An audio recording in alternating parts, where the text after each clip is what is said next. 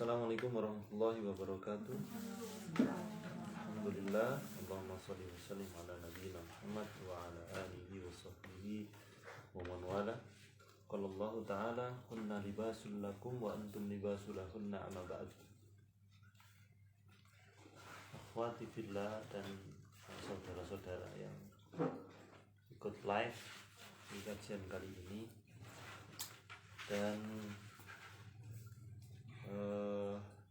kita sedang nyampe di pembahasan yang dimana ini jika tidak dipahami maka sering menjadi sebab pertengkaran di dalam rumah tangga kalau ini tidak dipahami.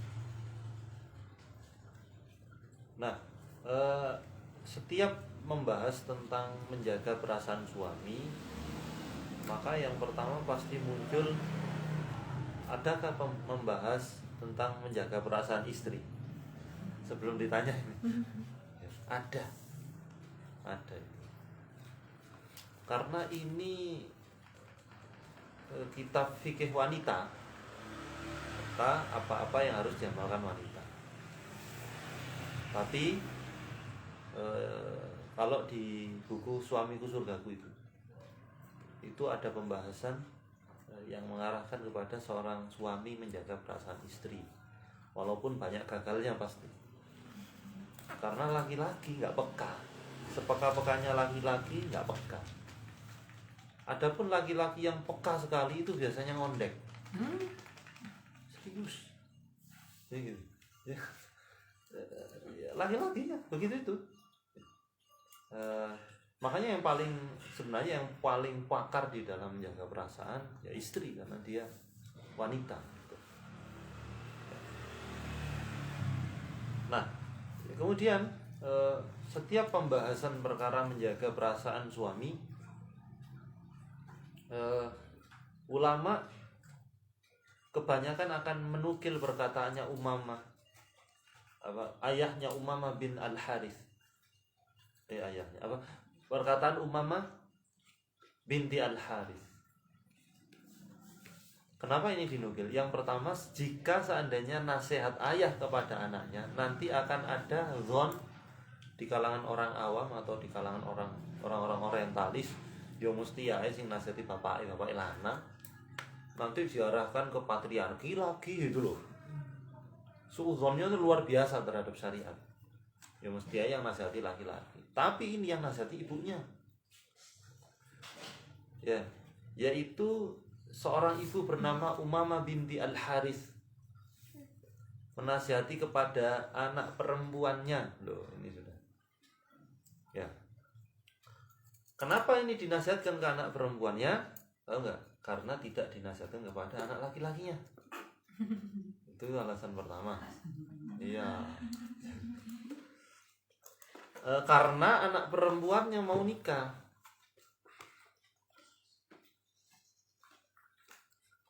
Dan ketika menikah dia diantarkan ke suaminya.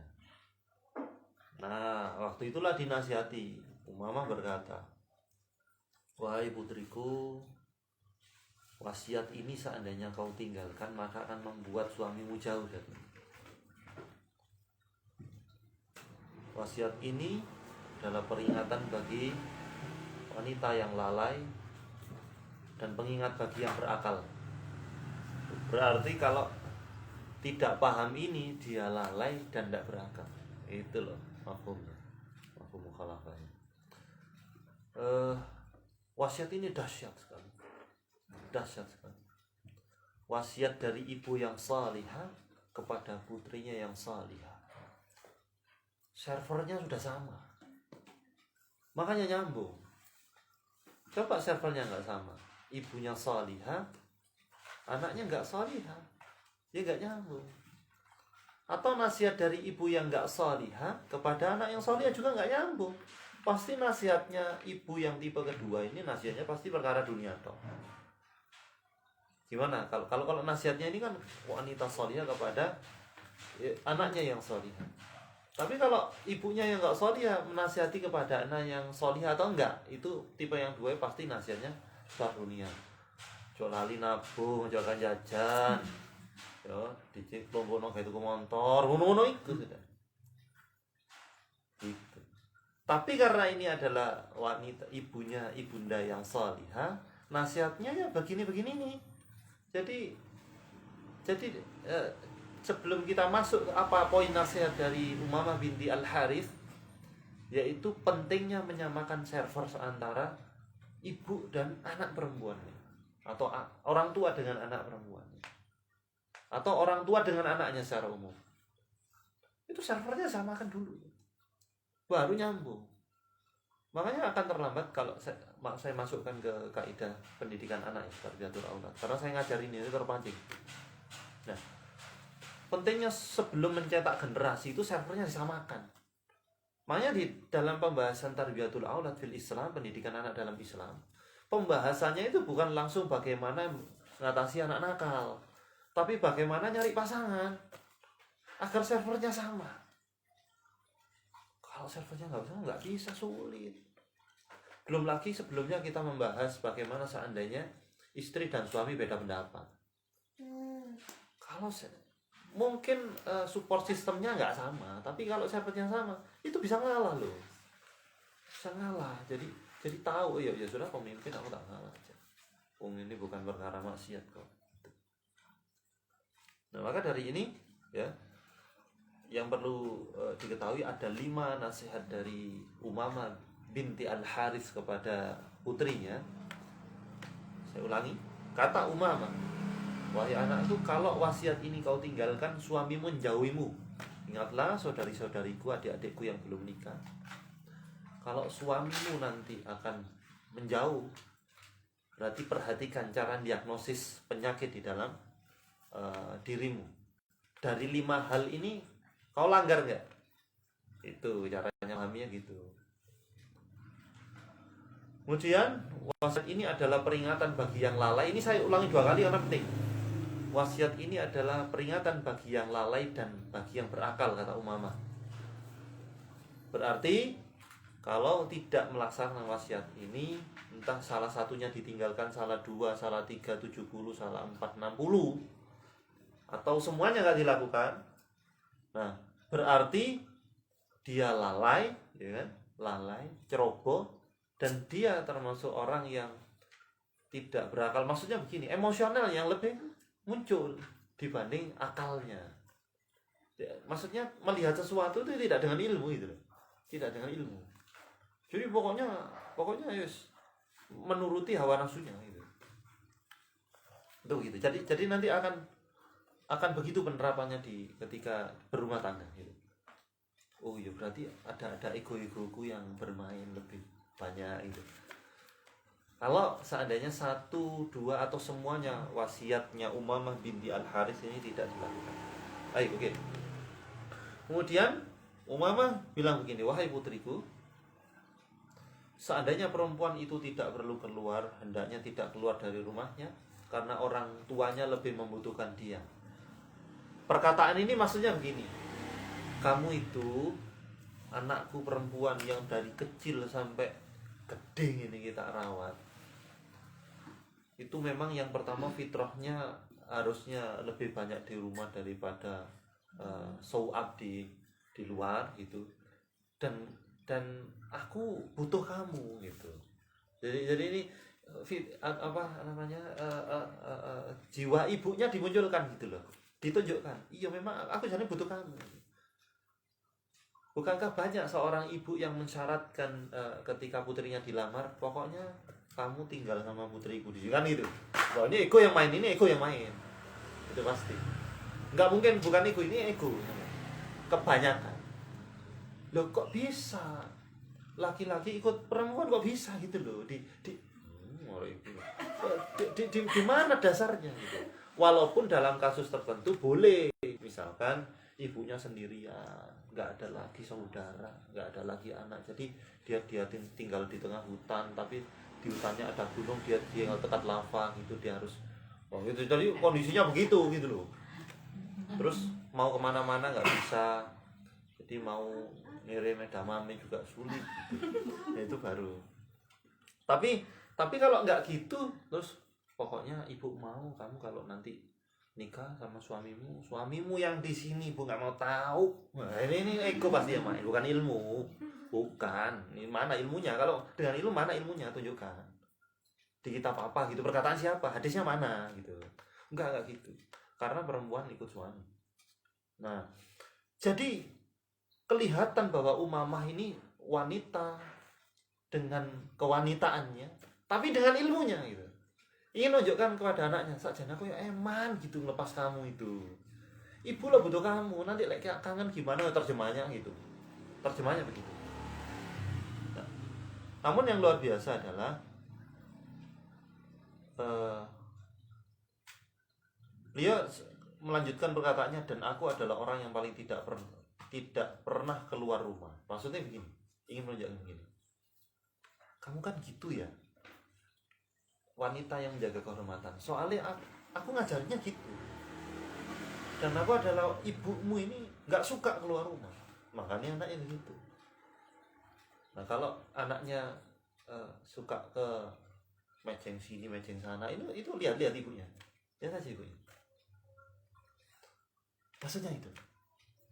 Jadi begitu Umamah binti Al-Harits ini menyiapkan anaknya, sebelumnya dia menyiapkan dirinya. Sebelum menikah, kemudian ketika dia menjadi seorang istri, ketika dia menjadi seorang ibu, itu betul-betul menyiapkan kondisi itu dengan menyiapkan dirinya. Namun dia mengatakan, namun perempuan itu diciptakan untuk laki-laki. Baru ilmu yang ngomong ini. Tadi kan bilang, aku jadi butuh kamu loh. Tapi kan aku tahu wanita itu diciptakan untuk laki-laki. Dan juga sebenarnya laki-laki diciptakan untuk perempuan. Maksudnya nanti kamu akan dinikahi orang dan kamu ikut suami. Nah, awalnya mengutarakan ego sebagaimana egonya manusia biasa. Setelah itu dikalahkan dengan ilmu. Ya. Kemudian Umamah binti Al-Harits melanjutkan, wahai putriku, ya banati, sesungguhnya engkau telah berpisah dari penjagaan kedua orang tuamu. Nah, engkau telah meninggalkan gubuk tempat tinggalmu menuju istana yang belum engkau ketahui dan seorang pendamping yang belum engkau kenal. Ini berarti wasiat untuk berhati-hati di dalam menjalankan 5 wasiat nanti yang akan kita bacakan. Nah, maka jadikanlah ia seorang raja bagimu. Ini wasiatnya. Ini wasiatnya wanita kepada wanita. Maka jadikanlah suamimu itu raja, ya. Dan jadikanlah dirimu seorang budak untuknya. Kalau bahasanya Ibnu Taimiyah, ya, rahimahullah ta'ala, Syekhul Islam, bahasanya adalah istri itu ya tawanannya suami, ya, majas saja, majasi, tawanannya suami. Nah, maka kata Umamah binti Al-Harits rahimahullah, ya, baru dia mengatakan, jagalah 5 perkara pada dirimu. Ini wasiatnya masuknya. Maka itu akan menjadi pahala, simpanan pahala untuk wasiat pertama dari Umamah kepada putrinya. Dia mengatakan, dampingi suamimu dengan sikap qanaah. Kata kuncinya apa? Qanaah. Dan bergaulah dengannya dengan ketaatan yang baik. 2 poin ini bersama-sama. Qanaah, taat. Qanaah itu apa sih qanaah? Qanaah itu kesederhanaan dan rasa syukur. Coba hadis tentang qanaah itu, misalkan adalah hadis dari Ubaidillah bin Mihsan Al-Ansari.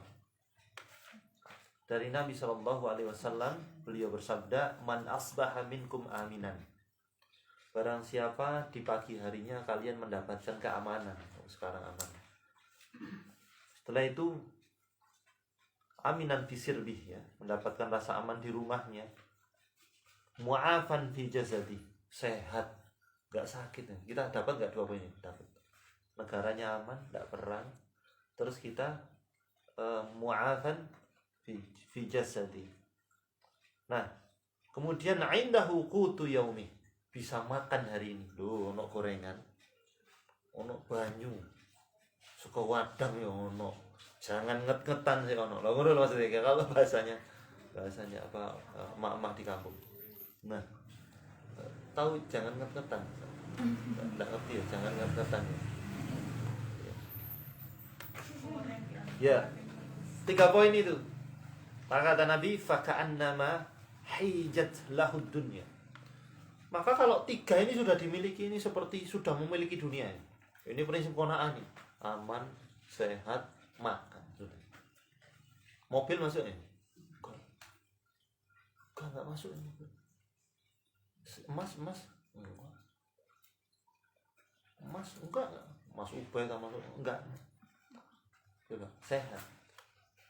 Aman, sehat, makan pada hari ini karena dikatakan qutu yaumihi, yaitu indahu qutu yaumihi. Jadi di sisinya dia memiliki qutu, tahu kan?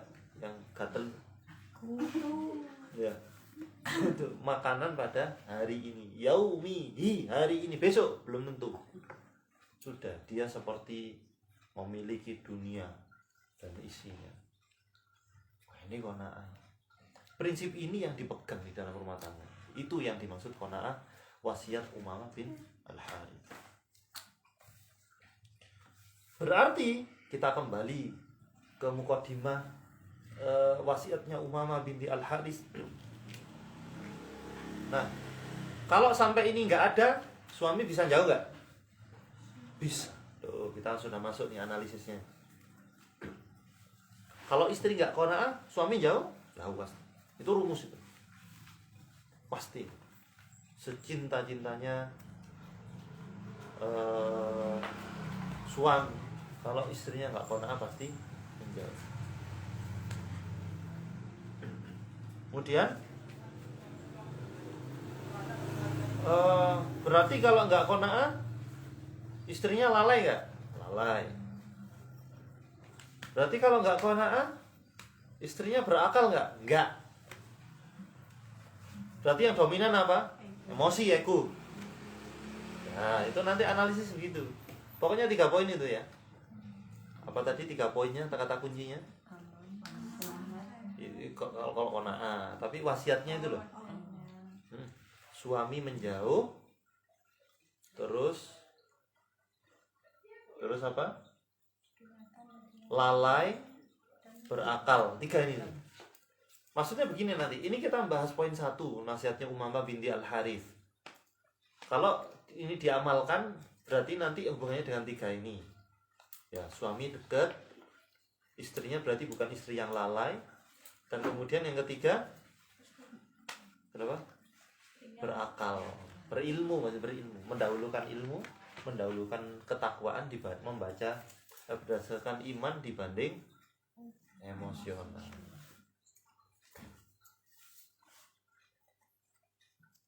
Nah, bergaulah dengannya dengan ketaatan yang baik. Ya, qanaah, taat itu selalu jadi itu. Coba sih, pasti sering mendengarkan istri yang apa ya namanya? Ini kan qanaah ya, kesederhanaan dan syukur itu saja. Karena tidak qanaah dengan pemberian suami sehingga istri bisa tidak taat. Itu rumusnya selalu gitu. Tapi kalau memiliki pembahasan tentang qanaah dan dia mengamalkannya, sehingga ini akan wasiat pertama ini akan berjalan dengan baik.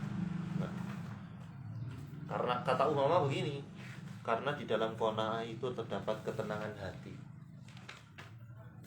Dan di dalam pergaulan yang baik terdapat keridhaan dari Rob. Soalnya suaminya ridho, maka Robnya.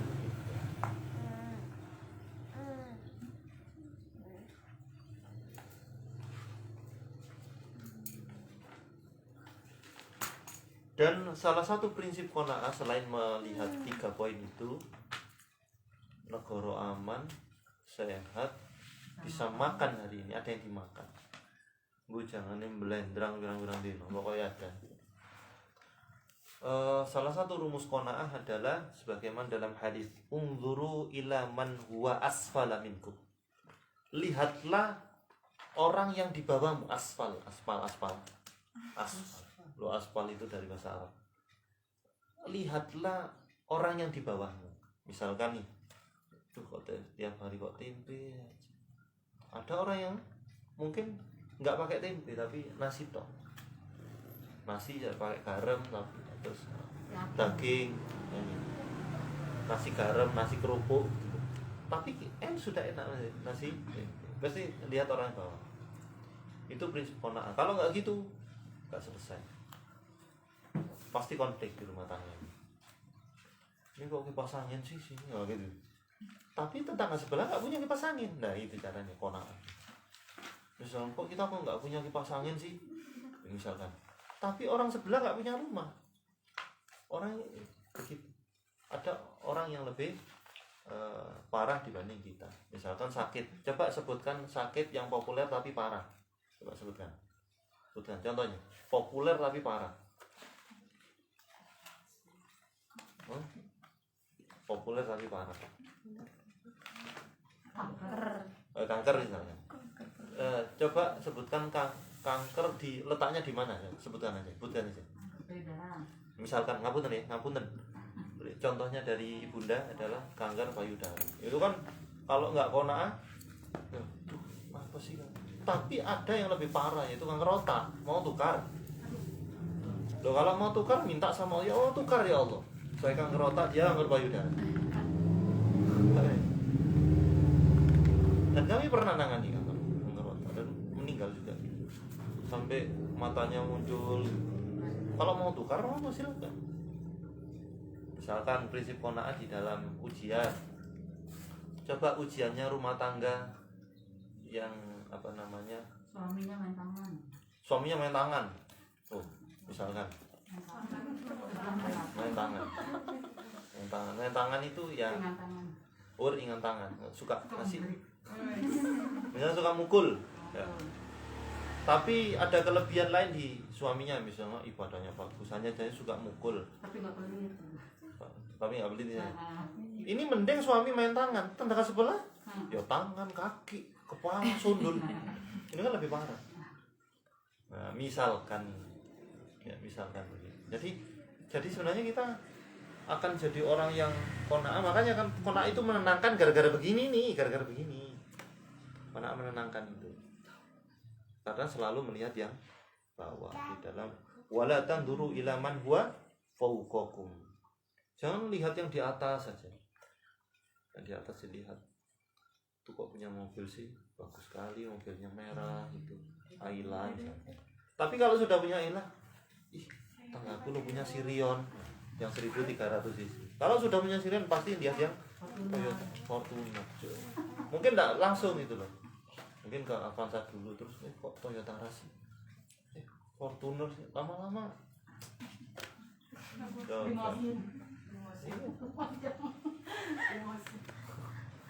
Itu karena enggak qanaah. ICW Indonesian Corruption Watch itu meneliti, sering saya sebutkan, bahwa para koruptor itu melakukan kegiatannya karena dorongan dari istri yang enggak qanaah. Penelitian itu loh, 80% itu pengaruh istri. Luar biasa. Kompornya dari istri. Karena istri yang nggak qanaah, suaminya kok korupsi. Tapi suaminya salah juga. Betapa lemahnya suami kalau apa-apa selalu dipengaruhi istrinya. Nggak punya pendirian. Ini suami lemah ini, pemimpin yang lemah.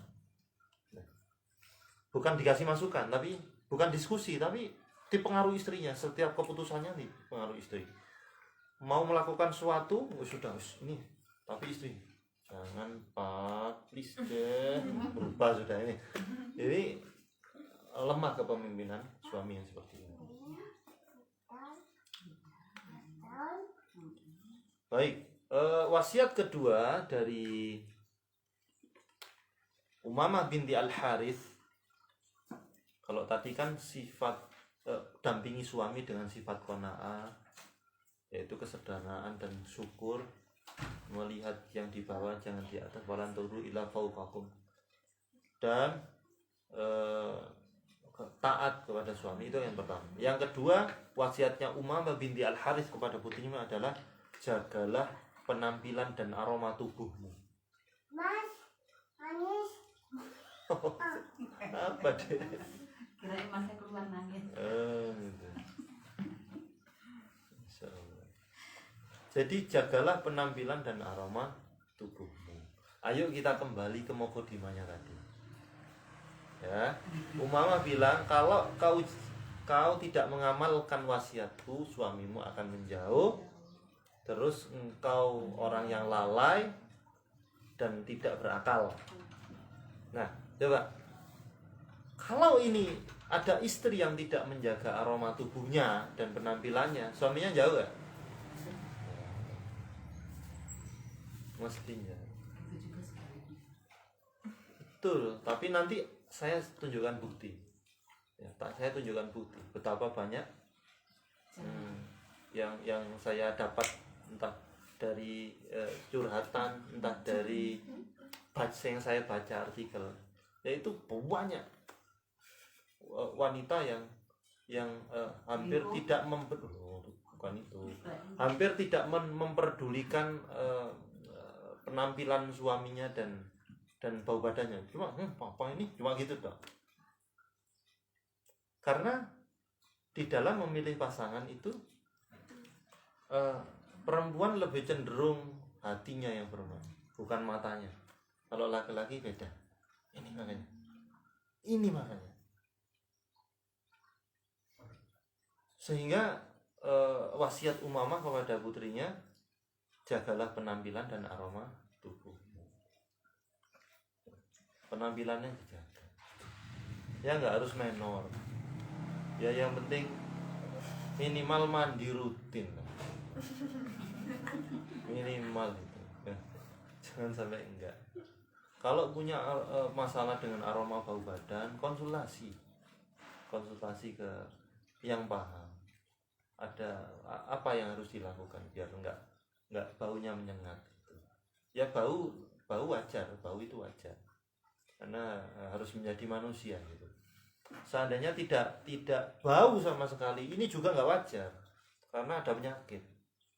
Nggak bau itu penyakit. Kalau bahasanya ilmu akupuntur itu sindromnya lembab dingin. Tapi di dalam kedokteran modern dikatakan ini masalah hormonal. Dan kami pernah menemui itu ada seorang, saya ceritakan ya. Yang penting enggak jadi. Enggak jadi. Takut dia nonton. Ya gitu deh. Biasalah.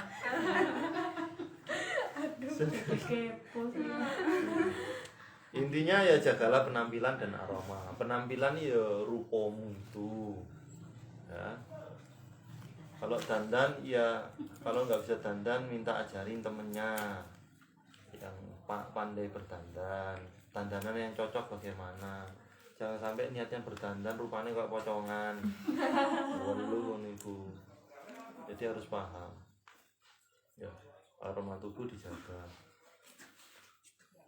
Terus maka kata Umamah begini, jangan sampai kedua matanya mendapatimu dalam keadaan penampilan yang tidak sedap dipandang. Ya. Dan jangan pula ia mencium aroma tubuhmu kecuali dalam keadaan harum semerbak, serba wangi. Nah, di sini juga tanggung jawab bagi seorang suami, beliin parfum.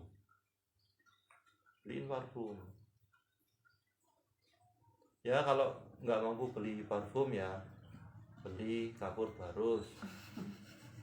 Jadi penisuk dikempit, insya Allah nggak akan baru. Ya pakai apa namanya itu? Kapur ya. Kapur. Nah itu baru yang kedua. Wasiat Umamah binti Al-Harits yang ketiga adalah jagalah waktu makan dan tidurnya. Makan, tidur. Kalau tadi kita sampaikan resepnya adalah yang pertama mendampingi suami dengan qanaah dan bergaul ketaatan, ini masalah hati. Memberikan kenyamanan.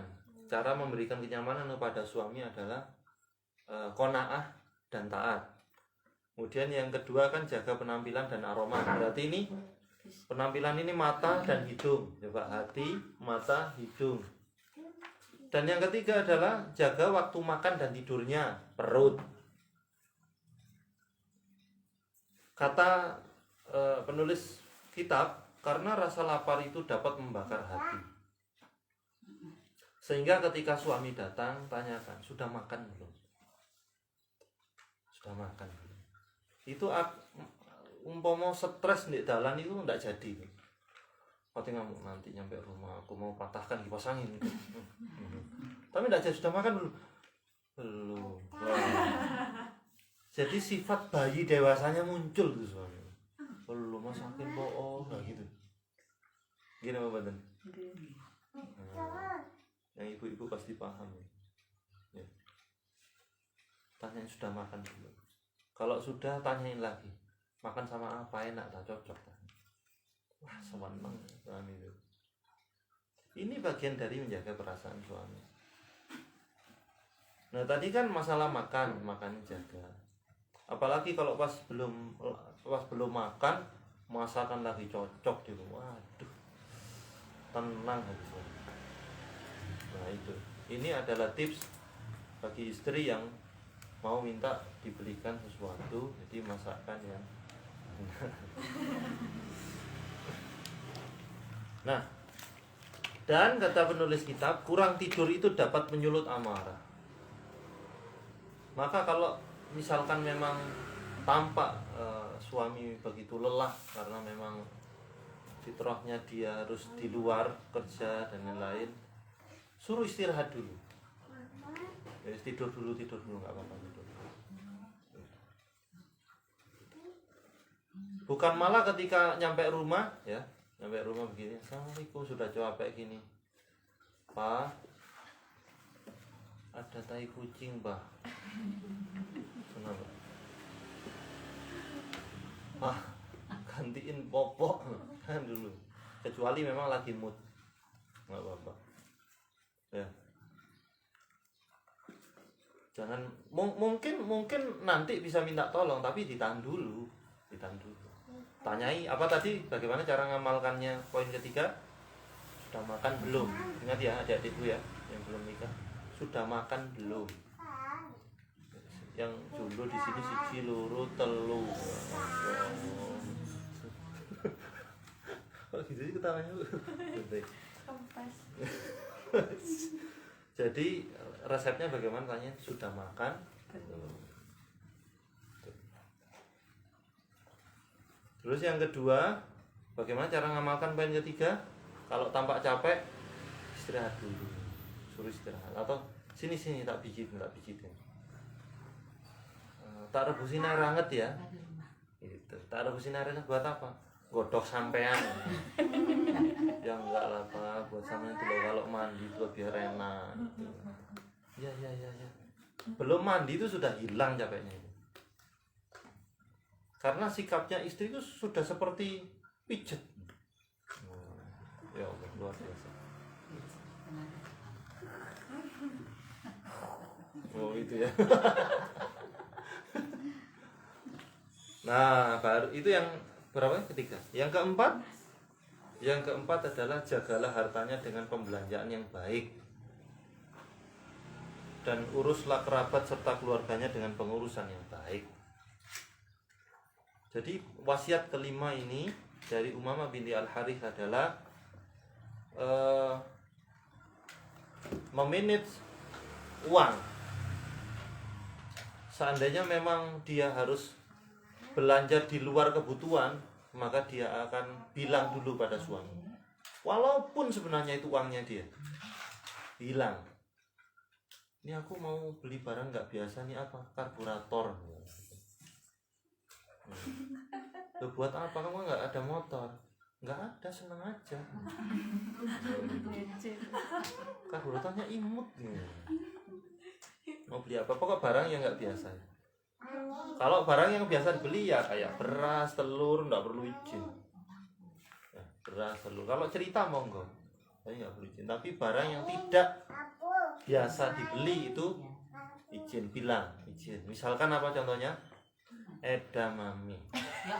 Gitu. Ya harus bisa. Endos ngabisin. Iya. Semoga laris. Amin. Itu Masya Allah. Berarti poin keempat, kalau diamalkan maka suami akan semakin dekat. Itu resep. Kemudian mengurus kerabat misalkan. Apa maksudnya ngurus kerabat? Apakah semua masalah kerabat diurusin gitu? Dia jadi pengurus harian masalah kerabat ya? Enggak, bukan itu. Jadi care gitu sama kerabat suami. Wah senang ini suami ini. Ada kerabat suami dia care banget. Wah seneng banget. Istriku loh sama kerabatnya care banget. Ada sekerabatku datang ditawarin makan, padahal sudah kenyang lo kasih makan. Suaminya lapar nggak dikasih makan, care banget sama kerabat.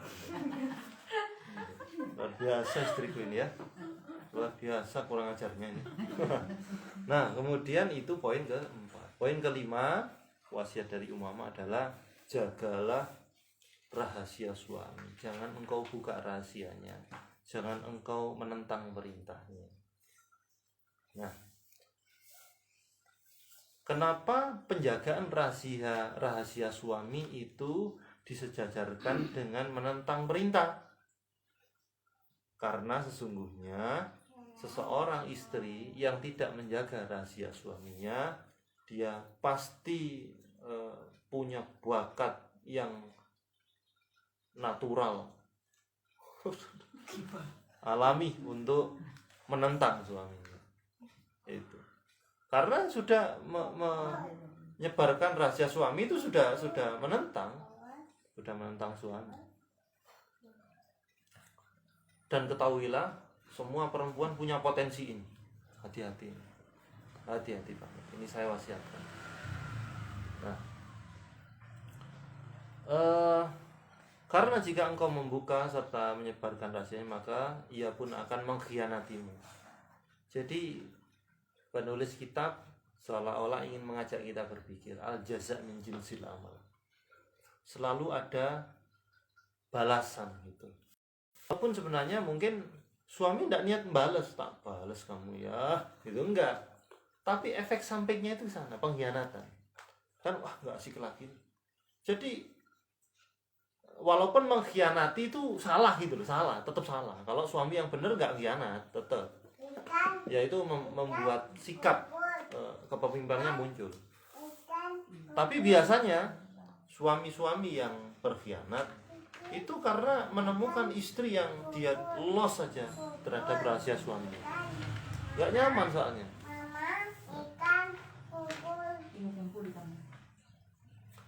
Dan jika engkau menentang perintahnya, kata penulis kitab ini, maka engkau akan memancing amarahnya. Pasti marah suami, pasti bertengkar. Maka berhati-hatilah, jangan sampai engkau menampakkan kegembiraan ketika suami sedih. Jangan sampai menampakkan kesedihan ketika suami gembira. Ini wasiatnya Umamah binti Al-Harith. Karena yang pertama itu menyinggung perasaannya. Lagi sedih kok ketawa gitu. Suami lagi sedih murung itu di pojokan. Istri bawa HP gini, kok pas lihat akun humor. Lah ini dampak yang paling cepat adalah istri yang bawa HP lihat akun humor dia ketawa-tawa, suaminya sedih, maka lihatlah ini bukan sulap, karena HP-nya pasti segera hilang dan segera menuju kepalanya. Gitu. Marah mas deh. Iya.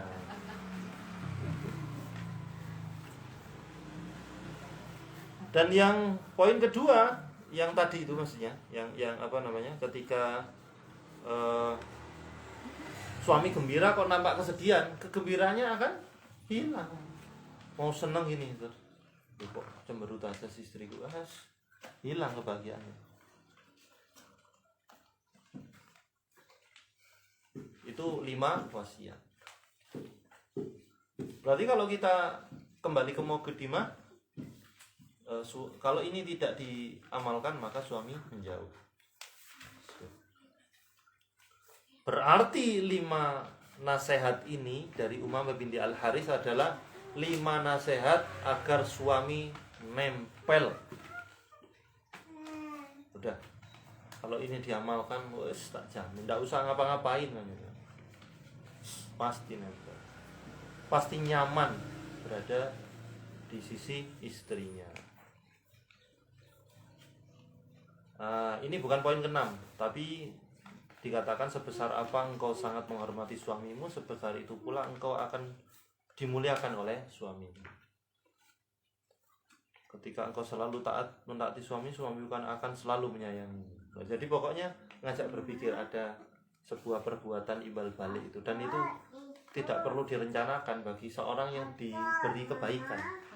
Orang itu kalau diberi kebaikan kan ingin balas itu mesti. Ya Allah kok baik banget sih, aku harus balas apa ini? Pasti itu manusia itu. Agamanya apapun pasti itu. Apalagi ketika Allah berbicara tentang tabiatnya manusia, fa idza huyitum bitahiyya fa hayyu bi ahsana minha aw rudduha. Jadi manusia itu kalau dikasih penghormatan, ngasih penghormatan yang lebih biasanya, minimal setara. Itu dikasih kebaikan mesti kepingin balas. Dan Umamah mengatakan, ketahuilah wahai putriku, engkau tidak akan mampu melakukan itu semua sampai engkau dapat lebih mendahulukan ridho suami daripada ridho dirimu sendiri. Kunci melaksanakan 5 poin di atas itu adalah mendahulukan ridho suami, mengalahkan ridhonya sendiri. Nah, itu kuncinya. Kuncinya di sana. Mendahulukan keinginannya daripada keinginanmu sendiri, baik pada suatu yang engkau sukai ataupun tidak. Tadi kalau lihat poin ini kan kayak gini, kok karepe dhewe sih, kan gitu. Dia itu kalau dia bilang ini kok karepe dhewe sih. Misalkan ada perempuan yang bilang begitu, berarti dia tidak paham apa menanam, apa panen. Enggak paham dia berarti. Untuk menanam rasa kasih sayang dari suami yang begitu luar biasa itu butuh proses. Nanam itu kan enggak langsung biji langsung tumbuh edamame kan enggak gitu. Itu kan butuh proses. Saya jadi haus. jadi biji dulu gitu. Tiarap dulu lah. Tiarap dulu sebelum makan edamame. Jadi sebelum panen itu nyangkul dulu, nyirami itu kan capek. Itu pasti capek.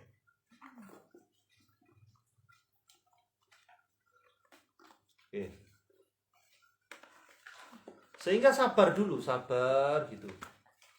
Ditanam dulu, ditanam nanti panennya kan, yaitu dimudahkan mengamalkan yang 5 di atas, dan jangan kaget kalau ternyata suaminya ibu-ibu, suaminya adik-adik nanti kalau sudah menikah itu akan menjadi bucin,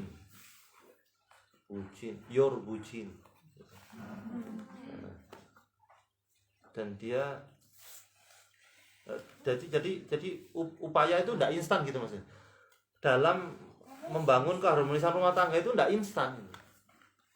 Jadi lucu aja ya kalau ada pertanyaan, gimana Ustaz tips untuk membangun keharmonisan rumah tangga? Lho yo ngaji, yo iki kabeh ayo di ngaji, kita tanam, disiram dulu, dirawat, ada hama, disemprot, ada gulma dicabut, begitu. Gitu. Berarti harus melalui ujian-ujian enggak? Iya. Harus melalui adaptasi yang menyakitkan hati enggak? Jelas itu. Nah. Karena harus proses mencangkul itu kan ada gesekan nih. Berarti istri harus dicangkul. Ya enggak. Maksudnya ada proses-proses adaptasi, proses ta'aruf di dalam rumah tangga yang pasti nyakitin. Pasti itu. Yang punya peluang untuk menyakiti hati istri ya suami, dan sebaliknya sama aja. Sama. Nah. Baik, barakallahu fikum. Nah, adapun wasiat Asma binti bin Kharijah Al-Fauzari ini hampir sama lah. Hampir sama. Yes. Misalnya begini, sesungguhnya engkau telah keluar dari rumah tempatmu tumbuh besar, katanya Asma nasihat pada putrinya, ya, menuju rumah baru yang belum engkau ketahui, dan seorang pendamping yang belum engkau kenal tabiatnya. Karena saya sudah ta'aruf loh, biodatanya lengkap. Oh, itu data. Nanti faktanya akan ada perbedaan, itu jelas. Jadi jangan kaget kalau gini nanti. Kamu kok nggak sama sih sama CV? Ya nggak sama, bos. Ini kehidupan nyata. Andaikan sama CV, adaptasinya butuh waktu. Nah, katanya Asma kepada putrinya, jadilah dirimu sebagai bumi untuknya, suamimu sebagai langit. Apa maksudnya? Merendah di hadapan suami. Soalnya pemimpin. Dengan merendah itu bukan kalah loh ya. Tiarap yang nanti kemudian hanya dengan tiarap musuh itu akan menyerah, ngasihkan senjata. Itu maksudnya rendah diri kepada suami. Jadilah dirimu tempat tidur untuknya, maka dia akan menjadi tiang penyangga untuk bersandar. Tempat tidur itu bagaimana sih kalau kita tempat tidur yang ideal bagaimana sih? Empuk, wangi, ndak mangguiler, ndono tinggi nih, gitu. Terus nyaman, ya kan? Lembut. Ya sudah, hayati itu. Bagaimana kamar tidur di kosmu, ya adikku, atau ibu-ibu kamar tidur di rumah itu yang nyaman itu bagaimana? Itu. Kayaknya itu berarti intinya memberinya kenyamanan kepada suami. Hampir sama ini, yaitu jadilah dirimu hamba sahaya untuknya. Ini loh yang dikatakan Asma ya. Jadilah dirimu hamba sahaya untuknya, maka ia akan menjadi budak belian untukmu. Kan? Dan ini prinsip al-jaza min jinsil amal. Kalau seorang istri menjadi hamba sahaya untuk suaminya bukan malah menjadi tuan yang berjaya, tapi maka dia akan kembali kepadamu dalam bentuk budak belian, serupa dengan budak belian. Ini yang ngomong orang-orang solihah ini, ngomongnya dengan ilmu dan pengalamannya. Hampir sama semuanya. Saya loncati aja.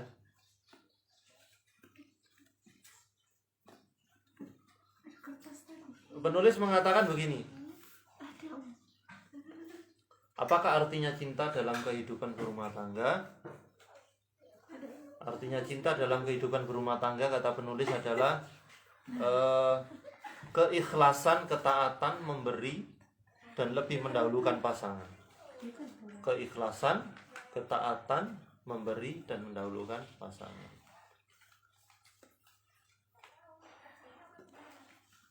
Dan termasuk di dalamnya adalah memanggil dengan panggilan yang manis dan disukai suami. Dul, oh begitu. Blek bublek gitu. Tapi memanggil dengan panggilan yang dia sukai. Suami juga begitu tentunya kepada istri. Jangan manggil sesuatu yang tidak disukai istrinya.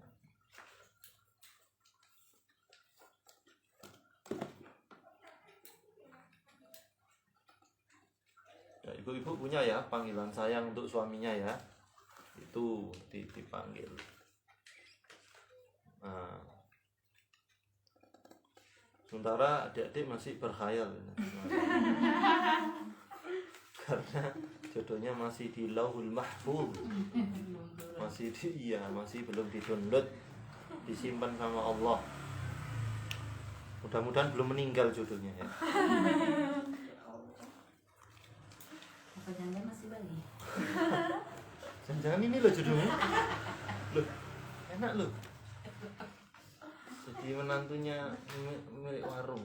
Coba makan edam. Gak usah masak. Oh, enak. Jangan-jangan ini Salim memang. Kang Mas. Ya sesuatu yang rahasia ya jodoh, nggak usah dipikirkan teman-teman. Ya, rahasia gaib dan Allah pasti nyediakan. Gitu. Sibuk memantaskan diri saja. Ini mendalam banget. Ini pertanyaan jero ya. Jodoh itu apa? Yang dikatakan jodoh itu apa? J-nya apa? J. Janganlah engkau berharap terlalu dalam. R. Ya. Oh. R ya. Balik. O-nya tahu enggak O-nya apa? Oh, dia ada di sana. Rahasia. D. D. Dialah yang akan menjadi sandaran untukmu. S. Ini PR nanti kerjakan di rumah. Iya tulis. Iya, hilang. Baik, begini. Prinsip dari menjaga perasaan menjaga apa tadi? Menjaga perasaan suami itu sebenarnya rasa melengkapi, saling melengkapi, karena pasti diantara banyak kekurangan suami itu yang menjadikan seorang istri terpancing untuk mengatakan sesuatu dan menyakiti suaminya, atau berperilaku sesuatu yang itu menyakiti suaminya karena kekurangan suaminya. Sehingga ayat yang dijadikan dasar prinsip dari menjaga perasaan suami adalah di dalam surat Al-Baqarah surat kedua ayat 187. Posisinya dicari sendiri di dalam Al-Qur'an. A'udzubillahi minasyaitonirrajim. Hunna libasul lakum wa antum libasul lahunna. Dia perempuan itu pakaian bagimu wahai laki-laki, dan kamu wahai laki-laki adalah pakaian bagi mereka. Apa fungsi pakaian? Nah, itu sudah. Fungsi pakaian itu nutup aurat, rahasianya dijaga. Sifat pakaian itu sebagai zinatun, yaitu hiasan, menghiasi kekurangan suami. Suami juga begitu, menghiasi kekurangan istrinya. Fungsi pakaian adalah menjaga dari panas dan dingin. Jika dingin dia menghangatkan, jika panas dia mendinginkan, menyejukkan. Itulah. Berarti wasiatnya apa? Ini loh ayat untuk ta'aruf selamanya. Ini ayat yang harus kita pahami. Ini adalah ayat ta'aruf antara suami dan istri selamanya. Karena mereka berdua harus saling melengkapi, saling menutupi satu sama lain, saling menjaga rahasia. Wallahu a'lam bishawab. Ada yang didiskusikan? Ketika kita sudah mencoba untuk melakukan 5 hal itu, ternyata Iya. Masih salah. masih ada yang salah. Apakah itu karena dosa yang kita lakukan atau suami lakukan? Baik, ketika seorang istri sudah melakukan 5 wasiat itu, tapi kok masih belum mendapatkan apa yang diharapkan gitu. Kemungkinannya ada 2. Salah server. Di servernya tidak sama sudah. Tidak sekufu dengan suami.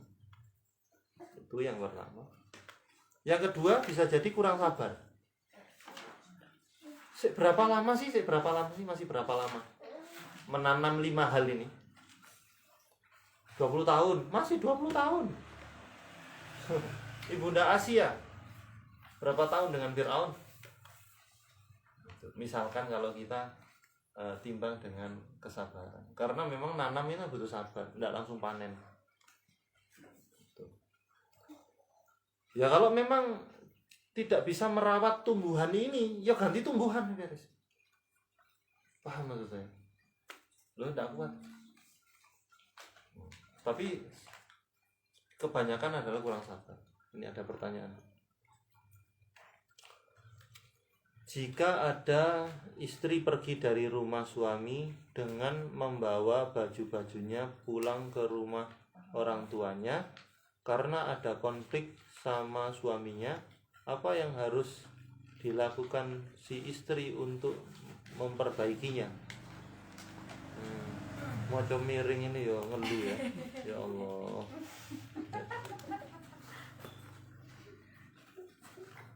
Bentar, tak cerna dulu. Istri pergi dari rumah suaminya menuju orang tuanya. Gitu. Karena ada konflik, ya jelas. Karena pergi ke orang tuanya membawa baju-baju itu bukan untuk jual rombengan, tapi karena apa?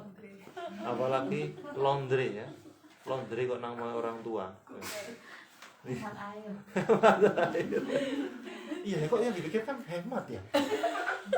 Ini loh kejujuran ya. Normal Ustaz. Ya Allah. Ya. Nah itu dia. Jadi yang pertama kok ada maksudnya begini, keluar dari rumah itu diizini suami nggak? Sak tukar-tukarane loh. Seandainya ini nasihat, seandainya lagi tukaran sama suami, kemudian dia ingin pergi dari rumah, tapi suami nggak ngizinin, tetap pergi nggak? Enggak lah. Kalau sampai suami nggak ridho, bisa jadi suaminya salah, bisa jadi dalam kasus ini. Tapi suaminya nggak ridho, loh, yo siap-siap dilaknat malaikat, siap-siap dilaknat oleh makhluk di langit dan di bumi. Allah juga melaknat karena ada pembangkangan di situ, keluar rumah tanpa izin. Kecuali istri ini ada fikih yang membahas bahwa kapan istri itu boleh minggat. Ada fikih minggat wonten. Bagi maka muslimah yang minggatan, maka perhatikan ini. Jika sesuatu itu mengancam agama dan nyawa, sudah dua itu tok, tidak ada lagi. Mengancam agama, mengancam nyawa, minggat boleh. Kalau enggak, misalkan dia, tapi kita lagi bertengkar nih hebat, tapi kan masih banyak makanan, enggak, makan ya boleh, sholat yang tidak dilarang, Mecahin gelas juga boleh. mecahin gelas boleh. Terus kemudian pasti dibalas mencahin yang lebih besar mangkok. Hancur. Ini dulu deh, keluar dari rumah, coba. Hendaknya aksi-aksi begini nih, aksi-aksi ala-ala anak-anak SD ini jangan dilakukan di dalam rumah tangga. Dikit-dikit pore, dikit-dikit pore kok dikit-dikit, nah, ini kan. Yang banyak. Iya. Iya. Baik. Kemudian bagaimana cara memperbaikinya? Diam. Udah itu dulu. Diam, jangan nambah-nambahin argumen. Cerewet-cerewetnya suami itu pasti cepet lelah kalau ngomel. Ya. Karena ibarat mesin itu dalam hal ngomel gitu ya. Itu beda sisi. Iya, kalau suami itu ya sisi ini kayak Revo 110 cc. Tapi kalau istri ini mesin ngomelnya ini MotoGP 1000 cc, bau antar. Maka prinsipnya kalau lagi adu argumen dengan suami, diam pasti.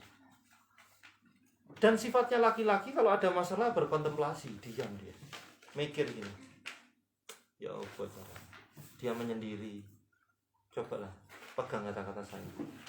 Sekeras-kerasnya suami, pasti dia akan nanti mikir, sama juga ya istriku nangis gitu, pasti diparani.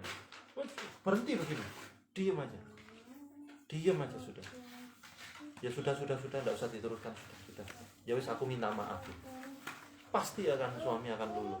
Loh tadi kan rumusnya sudah dikasih tahu. Itu. Jadilah budak untuknya, maka suami akan jadi budak belian untukmu. Gitu. Itu. Terus itu pertama diam. Yang kedua, jika sudah agak ringan diskusi. Kalau masih panas diskusi, pasti saling teriak. Pasti. Wallahu a'lam bishawab. Apakah di istri ini harus apakah di istri ini harus kembali ke rumah suaminya dengan meminta maaf, ya tentu saja kembali saja ke rumah suami, minta maaf, didiskusikan baik-baik, insya Allah akan selesai. Kemudian kalau perlu penengah, yaitu siapa yang disungkani oleh suami tapi yang berilmu, misalkan dia punya ustadz, dia punya kiai, dia punya pakde, dan lain-lain. Wallahu a'lam bishawab. Ada pertanyaan di studio?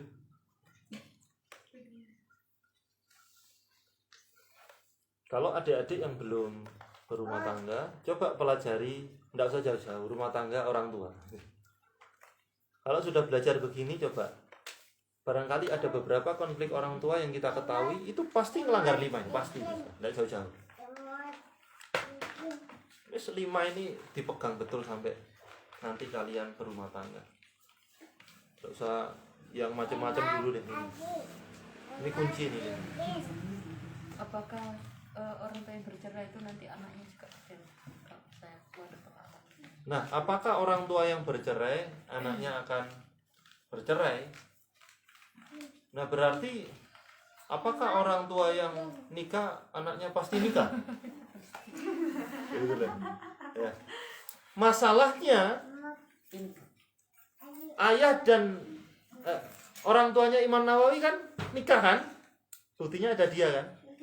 Tapi beliau nggak nikah. Orang Abu Hurairah nggak nikah. Tapi apakah orang tuanya nggak nikah? Ya kan nggak mungkin. Maksudnya gini. Kita bicara mantik ini, logika. Jadi nggak ada aturan itu, Bu. Nanti kalau cerai, anakku cerai lagi. Ya enggak juga. Itu ketika saya ke pengadilan agama, terus jaksanya itu bilang gitu, terus saya cuma gini, saya nggak pernah ada turunan. Kamu bukannya pelajarannya itu bukan ini kan? Pasti anak belajar dari orang tua yang bercerai, terus bagaimana dia. Iya. Jaksa nggak ngaji kali ya. Lagi masuk akal nama badan, Bu? Apa mungkin Perkataan jaksanya masuk akal nama badan? Kan nggak masuk akal. Lah iya. Apa mungkin dimaksud itu anak mempelajari dalam artian harus mempelajari itu gimana? Ya itu cara husnudzonnya begitu. Sayang sekali ini sulit untuk husnudzon. Karena kata-katanya jelas. Ya. Mungkin ya mitos-mitos gitu. Iya. Wallahu a'lam bishawab. Enggak, Bu, enggak kayak gitu. Ada lagi banyak. Turunan itu gimana? Maksudnya katanya kalau orang tuanya selingkuh, anaknya kemungkinan untuk selingkuh juga ada. Oh, bukan turunan itu.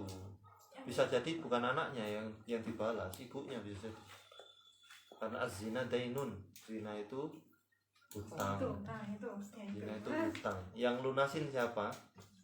Anak perempuannya, istrinya sendiri. Kalau istri suaminya. Ya.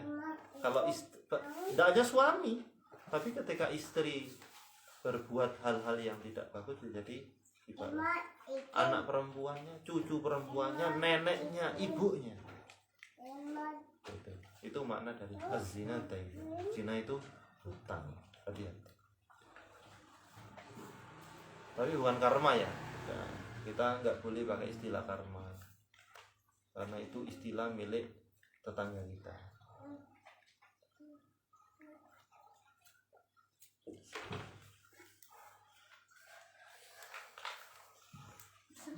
Nanya di luar topik gitu. Boleh. Apa di luar rumah juga udah.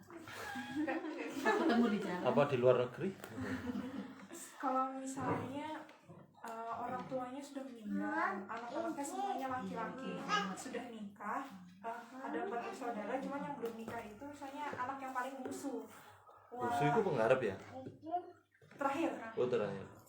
Jadi itu walinya siapa Ustaz? Tapi laki-laki. Apa kalau mau menikah harus maksudnya izin dulu sama Laki-laki kok ada wali gimana? Gimana ya? Maksudnya kalau mau nikah itu apa keluarga dari yang laki-laki tadi harus merestui atau kayak gimana Ustaz? Ora. Langsung aja Bilang tok aja, saya mau nikah. Itu yang benar. Tapi kalau misalnya ternyata misalnya salah satu dari orang kakaknya dia itu ngomong kayak gini, kalau kamu masih nikah berarti kamu melawan dari apa yang kakak katakan, berarti kamu Orang melawan enggak. gitu. Enggak. Ya, itu adat. Kayak di Jawa juga ada gitu. Namanya ngelangkai emas atau mbak. Enggak, dilawan boleh. Saya pernah dampingi kasus itu. Sekarang anaknya 2. Saya pernah dampingi kasus. Jadi saya bantu lobby tapi masih alot gitu. Jadi masalahnya di saudaranya, mbaknya masalah. Lek ayah ibunya, terus saya ngasih sudah. Yang penting Allah ridho. Bahaya ini kalau tidak nikah gitu. Kemudian ayah ibu dari perempuannya mengiyakan, tapi mbaknya muara terus. Bodoh amat. Yo kita butuh ridho Allah. Nah sementara nggak jelas juga kakaknya nikahnya kapan, musik pacaran, nunggu hamil, kan lucu ya. Enggak gitu. Tapi secara fikih dakwah ya kita lobby tipis lah. Waktu itu tips yang saya kasihkan kepada dia adalah kunjungi kakak, kasih hadiah terbaik. Waktu itu dikasih apa? Cincin sama pakaian. Luluhnya setelah berapa tahun menikah? Enggak lama, tapi waktu itu ya masih gini. Udahlah nunggu mbak aja gitu, masih gitu. Tapi sudah lumayan lunak. Tapi sekarang mbaknya sudah nikah.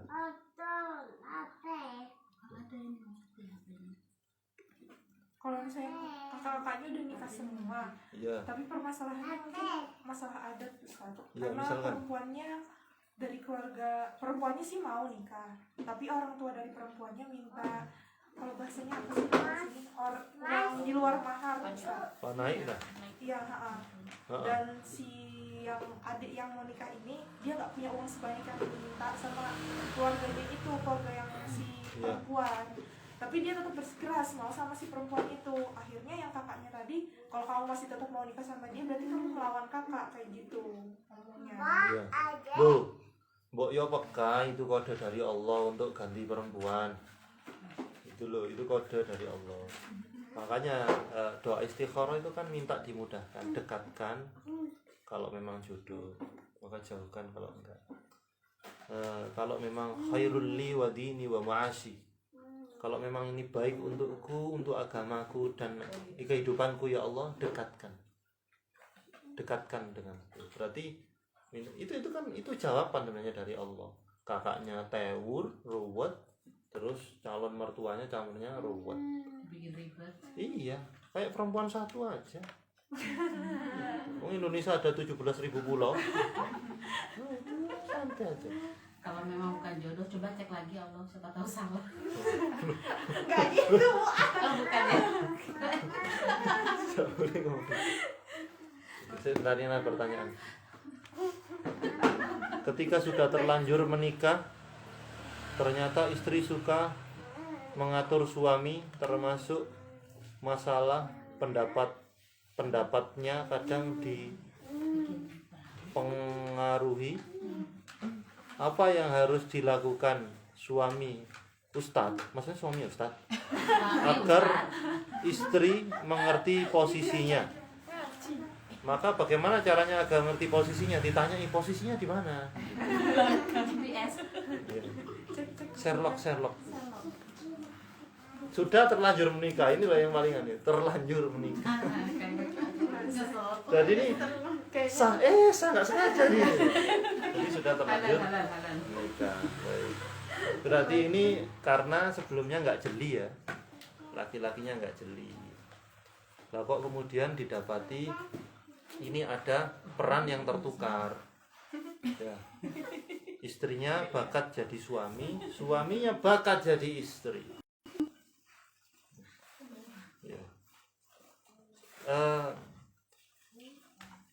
Memberikan aturan itu tugas manajerial kan?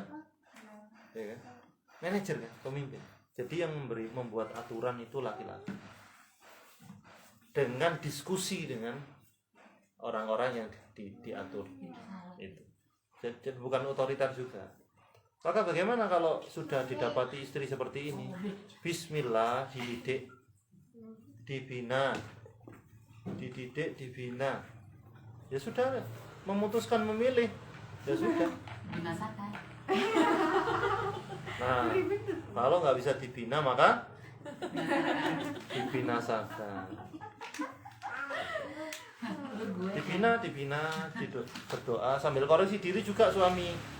Jangan-jangan ada harta haram ini yang masuk di perutnya istri, harta syubhat, atau suaminya bermaksiat. Loh itu ya koreksi, sama-sama koreksi.